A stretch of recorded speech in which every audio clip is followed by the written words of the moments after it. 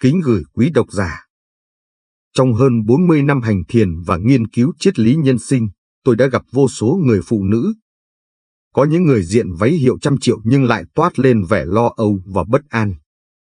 Ngược lại, có những người mặc áo dài giản dị, đôi dép lê mộc mạc, nhưng khi họ xuất hiện, không gian như được thắp sáng bởi một thứ năng lượng khó tả. Đức Phật từng dạy rằng chân, thiện, mỹ không nằm ở bề ngoài mà phát xuất từ nội tâm thanh tịnh. Chính những người phụ nữ càng ít đuổi theo vẻ hào nhoáng bên ngoài lại càng dễ dàng toát ra một thứ khí chất khiến người khác phải ngoái nhìn và kính trọng. Bạn có tin không? Và điều này đặc biệt đúng với phụ nữ thời hiện đại, khi mà xã hội ngày càng nhấn mạnh vào vẻ bề ngoài nhưng lại đánh mất đi những giá trị bên trong. Hãy cùng tôi đi sâu vào những bí mật giúp bạn tỏa sáng khí chất cao quý mà không cần phải chi tiêu hàng trăm triệu đồng cho hàng hiệu. Phần mở đầu, vẻ đẹp vượt lên vật chất. Trong một thế giới mà sự phô trương thường được đề cao, chúng ta dễ bị cuốn vào vòng xoáy của những bộ trang phục đắt tiền, những món trang sức lấp lánh và những buổi tiệc sang trọng. Nhưng lịch sử nhân loại và giáo lý nhà Phật đã chỉ ra một chân lý bền vững hơn nhiều. Vẻ đẹp thực sự, khí chất thực sự, không nằm ở những thứ có thể mua được bằng tiền. Nó đến từ một đời sống nội tâm phong phú, một trái tim lương thiện và một trí tuệ thấu hiểu lẽ đời. Chúng ta hãy cùng nhìn lại hình ảnh của những người phụ nữ để lại dấu ấn sâu đậm trong lòng nhân loại. Họ thường không phải là những người ăn mặc cầu kỳ nhất, nhưng khí chất của họ thì không thể nào lẫn đi đâu được. Vậy bí mật của họ là gì? Làm thế nào để một người phụ nữ với cuộc sống đời thường giản dị, thậm chí là vất vả, vẫn có thể tỏa sáng một thứ ánh sáng nội tâm cao quý? Bài viết này sẽ cùng bạn khám phá những nguyên tắc bất biến đó, dựa trên nền tảng trí tuệ Phật học và những minh chứng từ lịch sử. Bí mật thứ nhất, tâm định là nền tảng của mọi khí chất. Trước khi bàn đến bất kỳ một biểu hiện bên ngoài nào, chúng ta phải hiểu rằng khí chất cao quý bắt nguồn từ một tâm thế bình an. Đức Phật dạy rằng tâm là chủ, tâm tạo tác tất cả. Một tâm hồn hỗn loạn, đầy phiền não sẽ không bao giờ có thể toát ra một khí chất tĩnh lặng và thu hút. Sự bình an không phải là thứ có được khi mọi việc đều suôn sẻ, mà là khả năng giữ cho tâm không bị khuấy động khi mọi thứ xung quanh đang rối ren. Khổng Tử từng nói, tĩnh nhi hậu năng an, an nhi hậu năng lự, lự nhi hậu năng đắc. Tạm dịch là, tâm tĩnh thì mới có thể yên ổn thì mới có thể suy nghĩ thấu đáo thì mới đạt được điều mình muốn. Tôi nhớ có lần tham dự một buổi tiệc từ thiện ở Sài Gòn, nơi quy tụ nhiều doanh nhân và nghệ sĩ nổi tiếng. Một người phụ nữ mặc chiếc áo dài trắng tinh giản dị bước vào, không đeo vàng, không xịt nước hoa đắt tiền, nhưng mọi người đều chú ý đến bà. Bà là một giáo viên về hưu, cả đời sống với lương hưu khiêm tốn. Nhưng ánh mắt bà bình an, nụ cười bà thanh thản, và khi bà nói, giọng nói bà êm dịu như dòng suối. Đó chính là sức mạnh của tâm định. Trong khi đó, bên cạnh bà là một quý bà khác, toàn thân phủ kim cương và túi hiệu, nhưng mắt bà lo âu, môi bà căng thẳng, và bà liên tục kiểm tra điện thoại. Bạn nghĩ ai thu hút sự chú ý và tôn trọng hơn? Các nghiên cứu tâm lý học hiện đại cũng chỉ ra rằng trạng thái nội tâm của một người được phản ánh rõ nét qua ngôn ngữ cơ thể, ánh mắt và giọng nói. Người có tâm định thường có nhịp tim ổn định, cử động nhẹ nhàng, và tạo cảm giác thoải mái cho người xung quanh. Đức Phật dạy trong Kinh Trung Bộ rằng, tâm là chủ thể của tất cả các pháp, tâm tạo ra tất cả, nếu tâm thanh tịnh thì hạnh phúc sẽ theo như bóng với hình. Vậy làm thế nào để rèn luyện tâm định? Hãy bắt đầu với việc thiền định mỗi ngày chỉ 10 phút. Ngồi yên, nhắm mắt, quan sát hơi thở vào ra một cách tự nhiên. Khi tạp niệm xuất hiện, đừng chống đối, chỉ cần nhẹ nhàng đưa ý thức trở về với hơi thở. Qua thời gian, bạn sẽ nhận ra tâm mình bình an hơn, ít bị dao động trước những biến cố bên ngoài. Và chính sự bình an ấy sẽ tỏa ra thành một thứ từ trường vô hình, khiến người khác cảm nhận được khí chất của bạn. Bí mật thứ hai, giản đơn trong trang phục là đỉnh cao của tinh tế. Có một câu nói của Coco Chanel rất nổi tiếng mà tôi luôn ghi nhớ, sự đơn giản là nét đẹp tuyệt vời nhất của sự tinh tế. Nhưng điều này không có nghĩa là phải mặc xấu hay bừa bãi. Giản đơn ở đây là biết chọn lựa, biết từ chối cái thừa, và tập trung vào những gì thực sự phù hợp với bản thân. Tôi từng được nghe kể về bà MADAME Đặng Thùy Trâm, nữ bác sĩ nổi tiếng trong kháng chiến, người mà nhật ký của bà đã làm xúc động hàng triệu con tim. Trong những bức ảnh hiếm hoi còn lưu lại, bà chỉ mặc bộ quần áo bộ đội giản dị, tóc buộc gọn gàng, nhưng khuôn mặt bà tràn đầy sự kiên định và nhân ái. Khí chất của bà không đến từ trang phục sang trọng mà từ sự thanh cao trong tâm hồn và lý tưởng sống. Đức Phật cũng luôn khuyên các đệ tử sống đơn giản, từ bỏ sự xa hoa, vì xa hoa tạo ra tham ái tạo ra khổ đau. Khi bạn không còn bận tâm về việc phải sở hữu đồ này đồ kia để khoe khoang, tâm bạn được giải phóng để tập trung vào những giá trị cao đẹp hơn. Vậy làm sao để đơn giản mà vẫn tinh tế?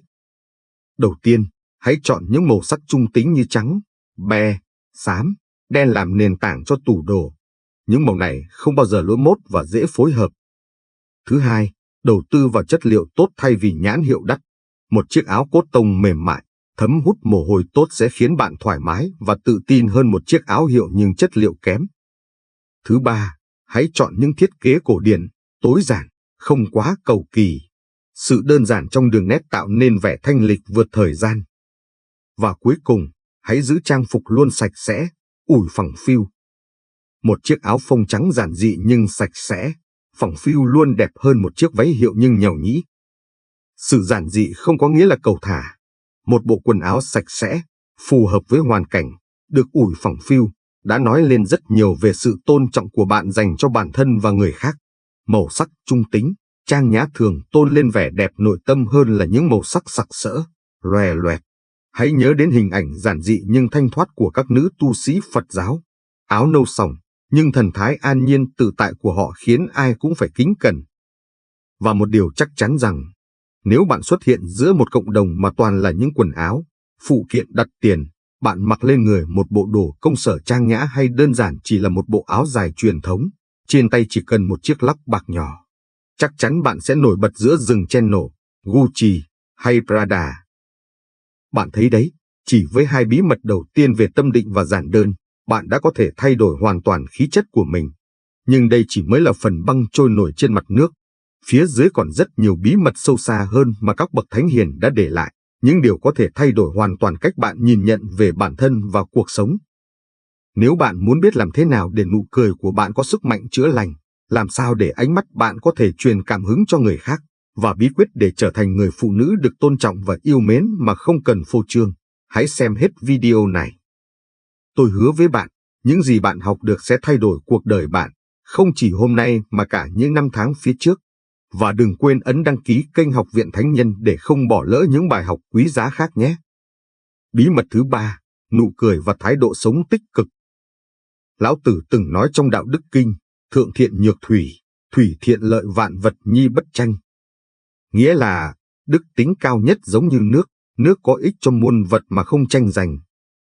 Người phụ nữ có khí chất cao quý thường có thái độ sống như dòng nước êm đềm, mềm mỏng nhưng có sức mạnh thấm sâu. Và điều đầu tiên thể hiện thái độ ấy chính là nụ cười. Nụ cười không tốn tiền nhưng giá trị của nó vô cùng lớn. Theo nghiên cứu của các nhà tâm lý học tại Đại học California, nụ cười chân thành kích hoạt các chất dẫn truyền thần kinh như dopamine và serotonin, không chỉ giúp người cười cảm thấy hạnh phúc mà còn tạo hiệu ứng lây lan, khiến người xung quanh cũng cảm thấy vui vẻ hơn. Tôi từng có dịp gặp một nữ y tá tại bệnh viện Chợ Giẫy. Chị làm việc trong ca đêm, lương không cao, công việc vất vả, nhưng chị luôn mỉm cười với từng bệnh nhân. Có lần tôi hỏi chị, tại sao chị luôn vui vẻ như vậy? Chị trả lời, thưa thầy, em thấy cuộc đời đã khổ rồi. Nếu em không mỉm cười thì ai sẽ mỉm cười với những bệnh nhân đang đau đớn kia? Câu nói của chị khiến tôi suy ngẫm rất nhiều. Đó chính là tinh thần Bồ Tát, sống không phải để nhận mà để cho đi. Nụ cười của một người phụ nữ có thể làm dịu đi nỗi đau của người khác, có thể mang lại hy vọng trong tuyệt vọng. Và khi bạn sống với thái độ tích cực như vậy, khí chất của bạn tự nhiên tỏa sáng. Nhưng lưu ý, nụ cười phải xuất phát từ sự bình an bên trong, không phải là nụ cười giả tạo để che giấu nỗi buồn. Hãy sống với tâm từ bi, không giận hận, không ganh ghét. Khi tâm bạn không còn ác cảm với ai, nụ cười của bạn sẽ tự nhiên và chân thành. Đức Phật dạy rằng giữ lấy sân hận giống như cầm một hòn than nóng để ném vào người khác, chính tay bạn sẽ bị bỏng trước. Sự oán giận, thù hằn là những độc tố ăn mòn vẻ đẹp nội tâm một cách khủng khiếp nhất. Nó khiến nét mặt bạn trở nên cau có, ánh mắt trở nên nặng nề và cách hành xử trở nên gắt gỏng. Hãy nhìn vào cuộc đời của bà Nguyễn Thị Định, vị nữ tướng huyền thoại của Việt Nam. Cuộc đời bà trải qua bao gian khổ, mất mát trong chiến tranh. Nhưng những người từng tiếp xúc với bà đều mô tả về một ánh mắt hiền hậu và một nụ cười độ lượng. Điều đó không có nghĩa là bà không đau buồn, mà là bà đã biết cách chuyển hóa nỗi đau thành sức mạnh, không để lòng thù hận làm khô héo tâm hồn. Sự bao dung không phải là yếu đuối, mà là một sức mạnh nội tâm vĩ đại. Khi bạn buông bỏ được những phiền não trong lòng, khuôn mặt bạn tự nhiên sẽ trở nên thư thái, rạng rỡ. Đó chính là thứ ánh sáng thu hút đầu tiên. Thực hành từ bi thiền là một cách tuyệt vời để nuôi dưỡng thái độ sống tích cực. Mỗi ngày, hãy dành vài phút ngồi thiền và mặc niệm, cầu cho tất cả chúng sinh được an lạc, được khỏe mạnh, được hạnh phúc. Khi bạn làm điều này thường xuyên, tâm bạn sẽ mở rộng, lòng từ bi sẽ lớn dần, và nụ cười của bạn sẽ mang năng lượng chữa lành. Bí mật thứ tư, văn hóa ứng xử và lời nói. Một trong những dấu hiệu rõ ràng nhất của một tâm hồn được rèn luyện là sự tự chủ. Trong Phật giáo, đây là khả năng chế ngự các căn, không để cho ngoại cảnh chi phối cảm xúc và hành động của mình. Người phụ nữ có khí chất không phải là người không bao giờ gặp chuyện bực mình, mà là người biết cách ứng phó với những chuyện bực mình đó một cách khôn ngoan và bình tĩnh. Sự tự chủ này được xây dựng từ nhận thức về nghiệp quả, hiểu rằng một phản ứng nóng nảy sẽ chỉ tạo thêm nghiệp xấu, gây ra những hậu quả phức tạp hơn.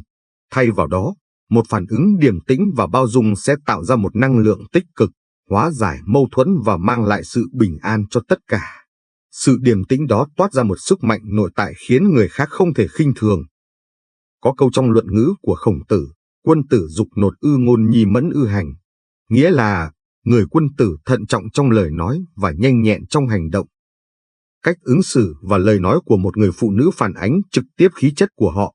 Bạn có thể mặc đẹp, trang điểm hoàn hảo, nhưng nếu lời nói thô tục, cách ứng xử vô duyên, tất cả sẽ mất đi ý nghĩa. Tôi từng chứng kiến một tình huống ở một quán cà phê. Một cô gái trẻ mặc váy hiệu, xách túi sang, nhưng lại quát nạt nhân viên phục vụ chỉ vì ly cà phê không đủ nóng. Ngược lại, một người phụ nữ trung niên ngồi bàn bên cạnh, mặc áo bà ba giản dị. Khi gặp sự cố tương tự, cô lịch sự nói, cháu ơi, chị có thể nhờ cháu đun nóng lại giúp cô được không? Cảm ơn cháu nhiều. Bạn nghĩ ai là người có khí chất cao quý hơn? Lời nói có sức mạnh to lớn. Theo Phật giáo, lời nói được xếp vào nghiệp miệng, một trong 3 loại nghiệp cơ bản mà con người tạo ra. Lời nói có thể giết người mà không cần dao, cũng có thể cứu người mà không cần thuốc. Đức Phật dạy rằng, lời nói phải chân thật, dịu dàng, có ích và đúng thời điểm. Nếu một lời nói không đáp ứng được 4 điều kiện này, tốt nhất là im lặng. Hãy thực hành chánh ngữ, tức là lời nói đúng đắn. Tránh nói dối, nói lời chia rẽ, nói lời thô tục và nói lời vô ích. Thay vào đó, hãy nói lời khích lệ, khen ngợi chân thành, an ủi và chia sẻ kiến thức có giá trị.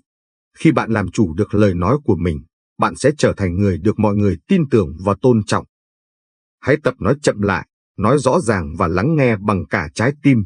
Một cái gật đầu đồng cảm, một ánh mắt giao tiếp, có giá trị hơn vạn lời nói hời hợt. Trước khi nói, hãy tự hỏi, lời nói này có chân thật không? Có hòa ái không? Có ích lợi không? Đó chính là sự ứng dụng của lời Phật dạy về chánh ngữ. Ngoài ra, văn hóa ứng xử còn bao gồm cách bạn đối xử với người khác. Hãy luôn tôn trọng mọi người, bất kể họ là ai, làm nghề gì. Người quét rác, người bán hàng rong, người giúp việc đều xứng đáng được tôn trọng như bất kỳ ai khác. Đức Phật dạy rằng tất cả chúng sinh đều bình đẳng, chỉ khác nhau ở nghiệp và trình độ tu tập.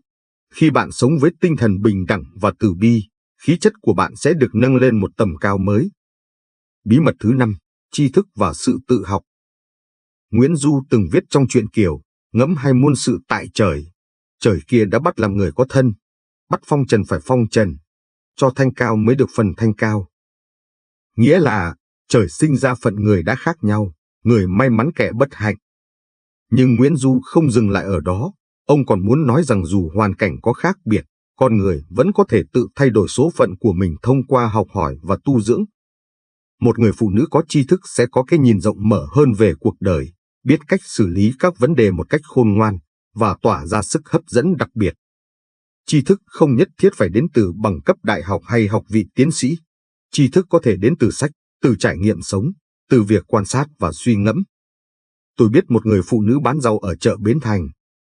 Chị chỉ học hết lớp 5 nhưng mỗi tối chị đều dành 1 giờ để đọc sách. Chị đọc sách văn học, sách lịch sử, sách triết học mà chị mượn ở thư viện công cộng.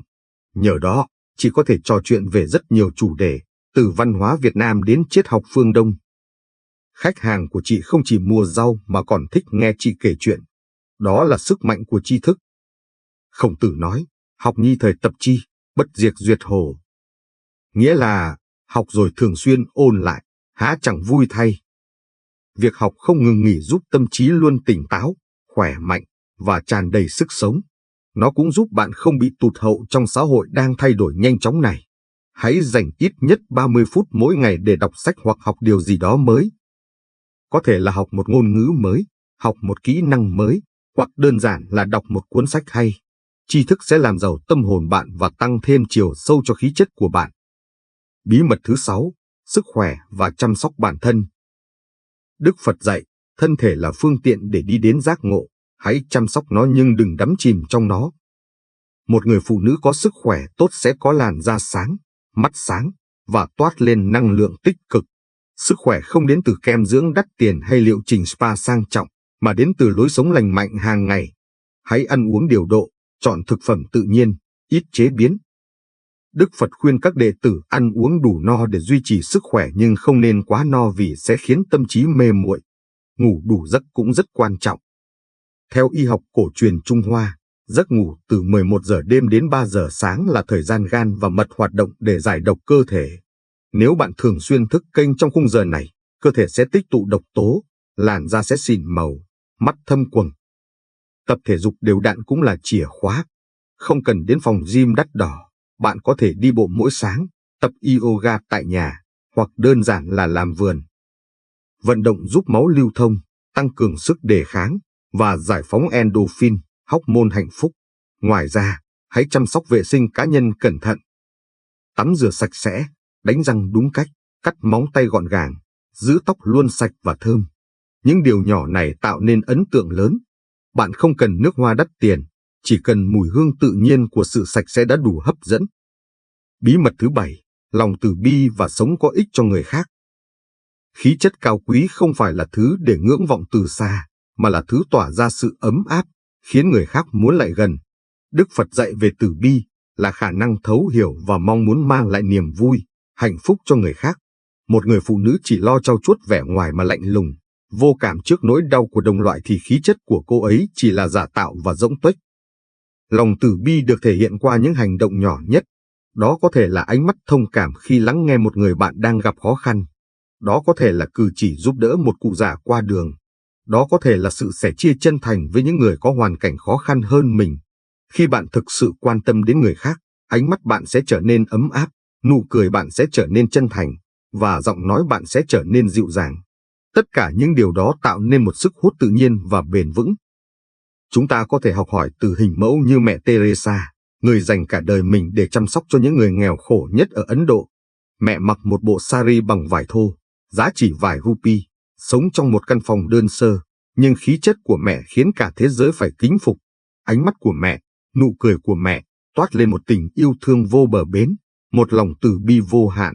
Đó chính là thứ khí chất cao quý nhất, vượt lên trên mọi trang sức và vật chất phù phiếm. Lão Tử nói, thánh nhân vô thường tâm, dĩ bá tánh tâm vi tâm. Nghĩa là, người thánh không có tâm riêng, lấy tâm của nhân dân làm tâm của mình. Điều này nghe có vẻ cao siêu nhưng thực ra rất đơn giản. Hãy sống không chỉ cho riêng mình mà còn cho người khác. Một người phụ nữ sống có ích cho cộng đồng, luôn sẵn sàng giúp đỡ người khác, sẽ được mọi người kính trọng và yêu mến. Và khi được yêu mến, khí chất của bạn tự nhiên tỏa sáng. Tôi nhớ câu chuyện về cô giáo Lê Thị Tý ở vùng cao Sơn La.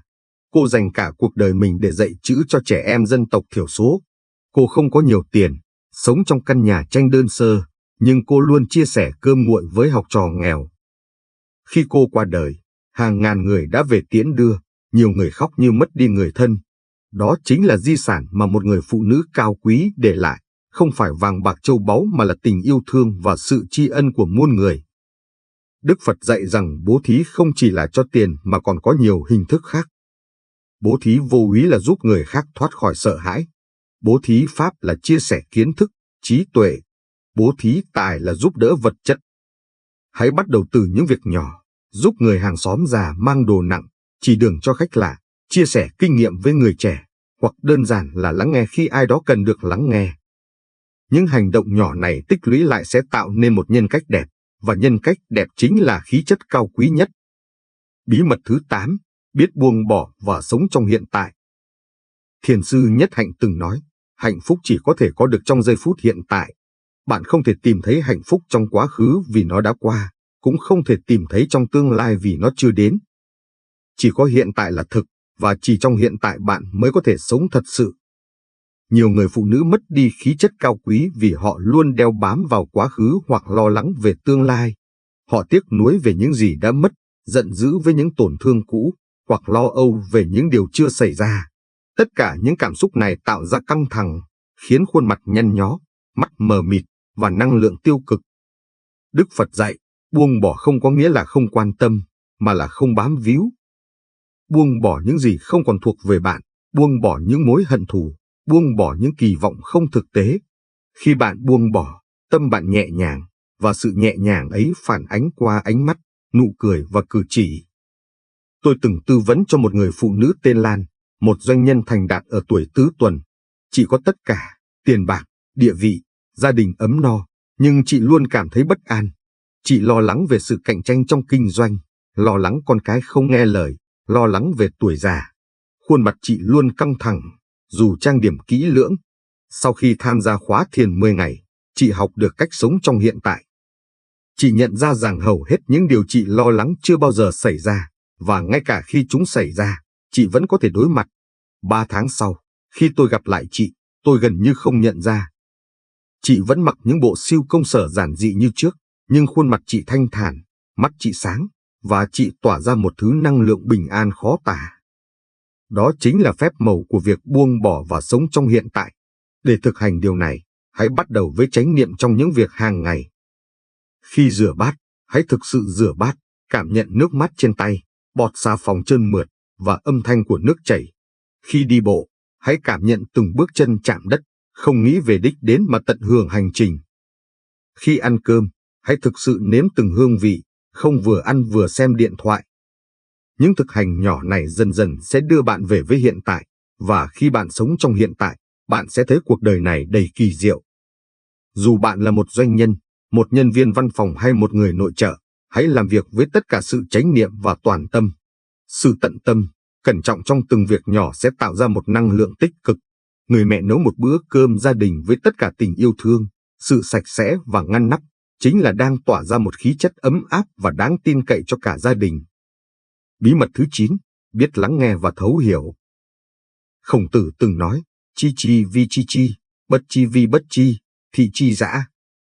Nghĩa là, biết thì cho là biết, không biết thì cho là không biết, đó mới là biết thật.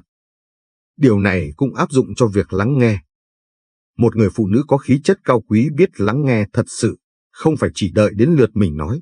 Lắng nghe là một nghệ thuật, là cách thể hiện sự tôn trọng và quan tâm đến người khác. Trong xã hội hiện đại, người ta thường quá bận rộn với chính mình đến nỗi quên đi việc lắng nghe người khác. Mọi người nói nhưng ít ai thực sự nghe. Khi bạn lắng nghe một cách chân thành, bạn tạo ra không gian an toàn cho người khác chia sẻ, và họ sẽ cảm thấy được trân trọng. Tôi nhớ có lần tham gia một buổi tọa đàm về văn hóa, có một giáo sư nổi tiếng và một người phụ nữ bình thường cùng tham dự. Giáo sư nói rất nhiều, thể hiện kiến thức uyên bác, nhưng khi người khác nói, ông thường ngắt lời để đưa ra quan điểm của mình. Ngược lại, người phụ nữ kia nói ít, nhưng khi người khác nói, chỉ chăm chú lắng nghe, đôi mắt nhìn vào mắt người nói, thỉnh thoảng gật đầu thể hiện sự thấu hiểu. Sau buổi tọa đàm, nhiều người tìm đến chị để trò chuyện thêm, còn giáo sư thì ra về một mình. Đó là sức mạnh của việc biết lắng nghe. Đức Phật dạy rằng một trong những đặc điểm của người trí tuệ là biết lắng nghe trước khi phán đoán.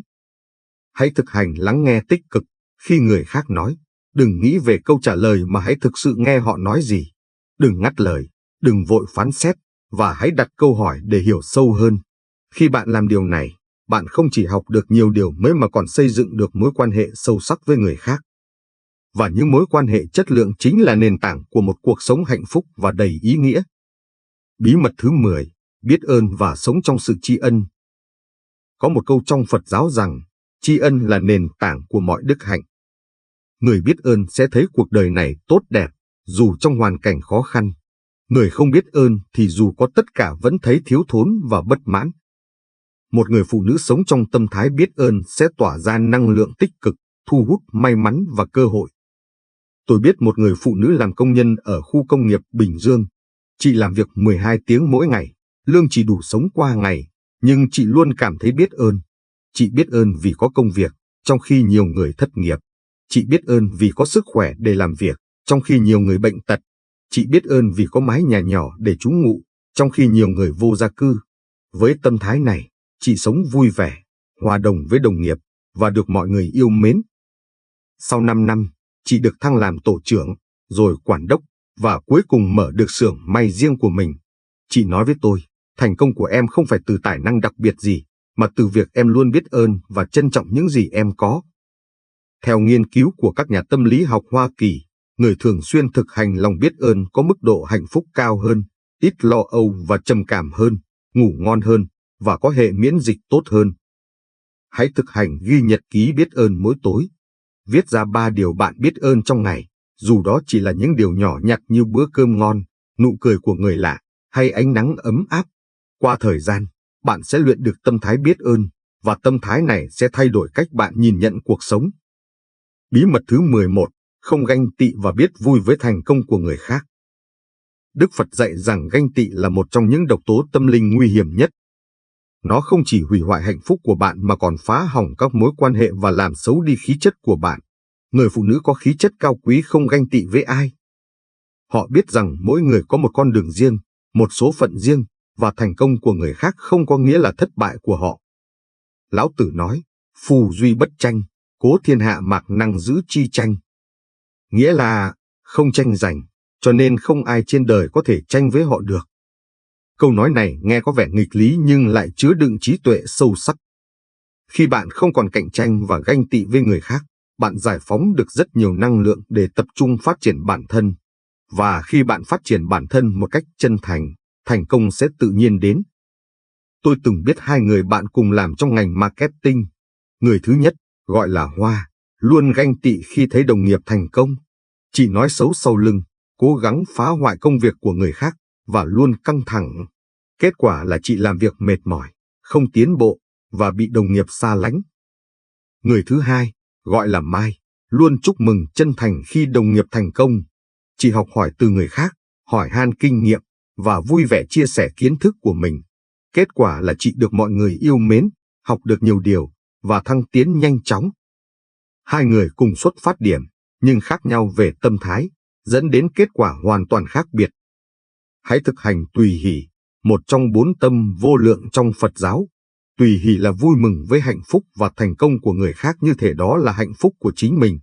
Khi bạn làm được điều này, tâm bạn sẽ rộng mở, và bạn sẽ thu hút được nhiều điều tốt đẹp hơn trong cuộc sống. Bí mật thứ 12, sống chân thật với chính mình. Socrates từng nói, hãy nhận biết chính mình. Đây là một trong những lời dạy quan trọng nhất của triết học phương Tây. Và trong Phật giáo, Đức Phật cũng dạy rằng, hãy tự mình thắp đuốc cho chính mình, đừng dựa dẫm vào người khác. Một người phụ nữ có khí chất cao quý là người sống chân thật với chính mình. Họ không giả vờ là người họ không phải, không cố gắng làm hài lòng tất cả mọi người, và không sống theo kỳ vọng của xã hội nếu điều đó mâu thuẫn với giá trị cốt lõi của họ. Sống chân thật không có nghĩa là ích kỷ hay vô trách nhiệm. Nó có nghĩa là bạn biết rõ mình là ai, mình muốn gì, mình tin vào điều gì, và sống phù hợp với những giá trị đó. Tôi từng gặp một người phụ nữ bỏ nghề luật sư để về quê trồng rau hữu cơ. Mọi người xung quanh đều không hiểu, cho rằng chị điên, lãng phí bằng cấp. Nhưng chị nói với tôi, thưa thầy, em làm luật sư được 10 năm, có tiền nhưng không có hạnh phúc. Em thức dậy mỗi sáng với cảm giác nặng nề, không muốn đi làm. Em nhận ra em yêu thiên nhiên và muốn sống gần gũi với đất, với cây. Nên em quyết định theo tiếng gọi của trái tim. 5 năm sau, tôi thăm chị ở trang trại. Chị rám nắng, tay chân sần sùi, nhưng ánh mắt chị tỏa sáng một cách khó tả. Chị nói, giờ đây em thức dậy mỗi sáng với niềm vui, được làm việc mình yêu, và cảm thấy cuộc đời thật ý nghĩa. Đó chính là sức mạnh của việc sống chân thật với chính mình. Hãy dành thời gian để tự soi xét, bạn đang sống cuộc đời của mình hay của người khác? Bạn đang theo đuổi ước mơ của mình hay kỳ vọng của cha mẹ, xã hội? Nếu câu trả lời là của người khác, đừng quá muộn để thay đổi. Cuộc đời này ngắn ngủi, đừng lãng phí nó để sống như một ai đó khác. Bí mật thứ 13, yêu thương bản thân nhưng không tự cao tự đại. Đức Phật dạy rằng, trong vũ trụ này, không có ai đáng được yêu thương hơn chính bản thân bạn. Câu nói này thường bị hiểu lầm là ích kỷ, nhưng thực ra không phải vậy. Yêu thương bản thân là chấp nhận mình với tất cả những ưu điểm và khuyết điểm, chăm sóc sức khỏe thể chất và tinh thần, và không tự hành hạ mình bằng những suy nghĩ tiêu cực. Nhiều người phụ nữ có khuynh hướng tự ti, tự trách và tự phê phán mình một cách khắc nghiệt. Họ nghĩ mình không đủ đẹp, không đủ giỏi, không đủ xứng đáng. Những suy nghĩ này tạo ra vòng luẩn quẩn của nỗi bất hạnh và làm tổn hại đến khí chất. Hãy học cách nói những lời tử tế với chính mình. Mỗi sáng, hãy nhìn vào gương và nói, em yêu em chấp nhận em như hiện tại, em sẽ cố gắng trở thành phiên bản tốt hơn của chính mình. Ban đầu có thể thấy kỳ cục, nhưng qua thời gian, điều này sẽ thay đổi cách bạn nhìn nhận về bản thân. Tuy nhiên, yêu thương bản thân không có nghĩa là tự cao tự đại hay tự mãn. Khổng Tử dạy, quân tử cầu chư kỷ, tiểu nhân cầu chư nhân. Nghĩa là, người quân tử tự yêu cầu ở chính mình, người tiểu nhân thì yêu cầu ở người khác. Hãy luôn có thái độ khiêm tốn, biết rằng dù bạn đã giỏi đến đâu vẫn còn rất nhiều điều để học hỏi. Sự kết hợp giữa yêu thương bản thân và khiêm tốn tạo nên một khí chất vừa tự tin vừa khiêm nhường, vừa mạnh mẽ vừa dịu dàng. Đó chính là khí chất của người phụ nữ cao quý mà chúng ta đang tìm kiếm. Kết luận, con đường đến với khí chất cao quý. Sau khi đi qua 13 bí mật, bạn có thể thấy rằng khí chất cao quý không phải là thứ bạn mua được bằng tiền. Nó là kết quả của một quá trình tu dưỡng nội tâm lâu dài, của việc sống có ý thức, có đạo đức và có tình yêu thương. Đức Phật dạy rằng, con đường dẫn đến giác ngộ gồm có bát chánh đạo, chánh kiến, chánh tư duy, chánh ngữ, chánh nghiệp, chánh mạng, chánh tinh tấn, chánh niệm, chánh định. 8 con đường này không chỉ dẫn đến giác ngộ mà còn dẫn đến một cuộc sống đẹp đẽ và đáng sống. Khổng Tử nói, tu thân, tề gia, trị quốc, bình thiên hạ. Con đường bắt đầu từ việc tu dưỡng bản thân, rồi hòa hợp gia đình, sau đó mới có thể cống hiến cho xã hội. Và Lão Tử dạy, thiên hạ nan sự tất tác ư dị, thiên hạ đại sự tất tác ư tế. Nghĩa là, việc khó trên đời phải bắt đầu từ dễ, việc lớn trên đời phải bắt đầu từ nhỏ. Tất cả các bậc thánh hiền đều thống nhất một điều, sự thay đổi bắt đầu từ chính bạn, từ những việc nhỏ nhặt hàng ngày.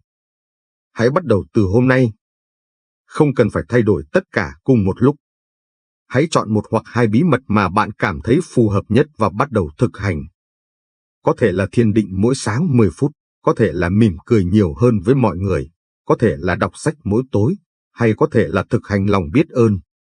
Dù bạn chọn gì, hãy kiên trì với nó. Như Đức Phật dạy, giọt nước nhỏ rơi đều đặn có thể làm đầy bình lớn.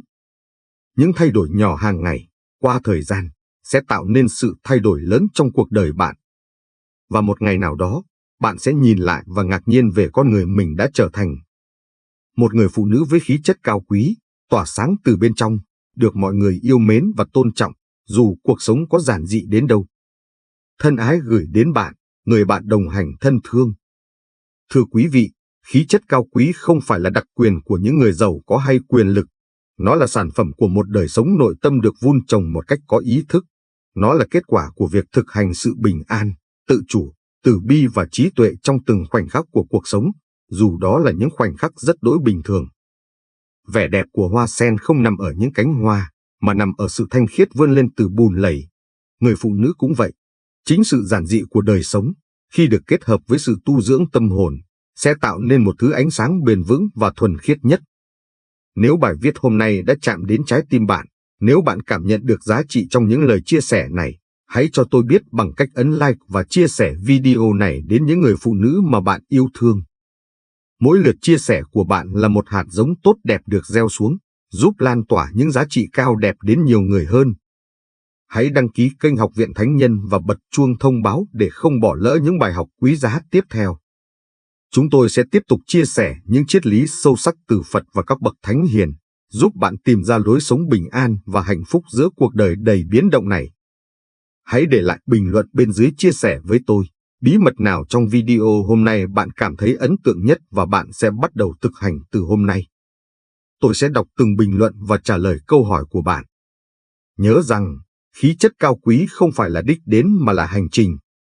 Mỗi ngày, mỗi giây phút, bạn đều có cơ hội để trở thành phiên bản tốt đẹp hơn của chính mình. Xin chúc bạn luôn an lạc, hạnh phúc và tỏa sáng với khí chất cao quý nhất.